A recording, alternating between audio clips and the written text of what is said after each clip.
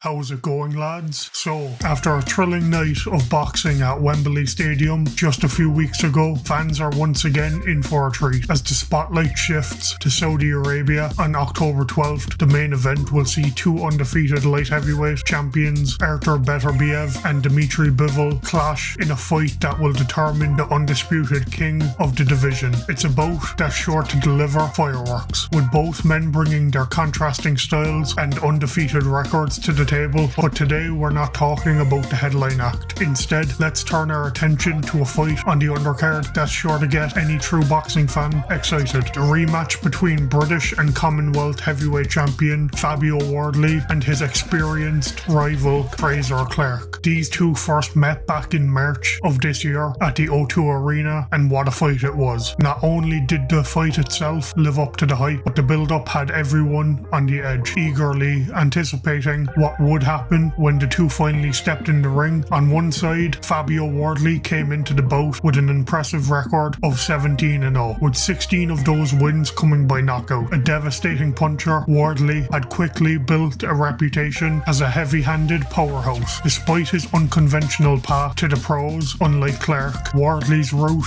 to the professional scene was through the white-collar boxing circuit, having only had 4 amateur fights in the circuit before going pro, a stark contrast to Clarke's highly decorated amateur background. Fraser Clarke, with a solid 8-0 record at the time, came into this fight as a seasoned boxer. With a wealth of experience in the amateurs, a bronze medalist from the 2020 Tokyo Olympics, Clarke had represented Team GB. Owning his boxing IQ and technical skills to a high level, this led many to believe that his polished style and ring smarts would prove too much for the rugged and aggressive Wardley. The narrative leading up to this clash was all about experience versus raw power, technical skill versus grit, and the question lingered: could Clarke handle Wardley's relentless pressure and devastating power? When the fight night arrived, what unfolded in the ring was an all-out war, an instant British classic. Clarke started the fight sharper, landing the cleaner shots early and utilising his superior footwork and ring generalship to make Wardley miss. As expected, Wardley was a slow starter, but as the rounds progressed, the action intensified. Clarke, showing his boxing pedigree, managed to open a nasty cut on the bridge of Wardley's nose, but the champion stayed in the fight, finding ways to close the distance and land his own trademark power punches. By the 5th round, the momentum shifted dramatically. Wardley, sensing he needed to take control, opened up with a barrage of heavy shots, one of which sent Clarke to the canvas for the first time in his professional career. He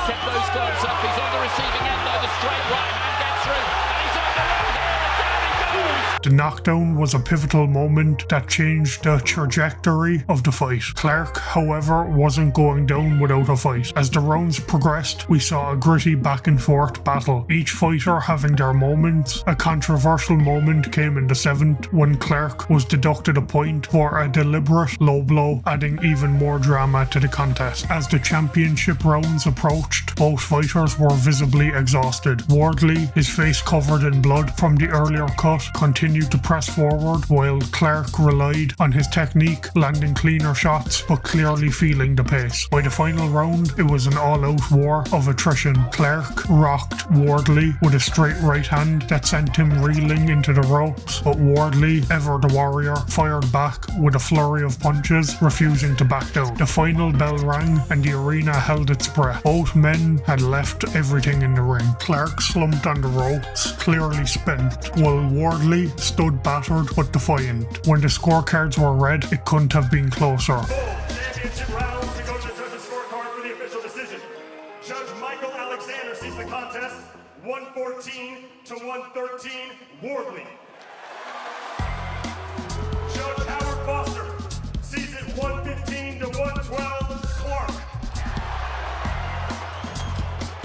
And finally, Judge Mark Bates sees it 113 to 113. This bout has been ruled a draw.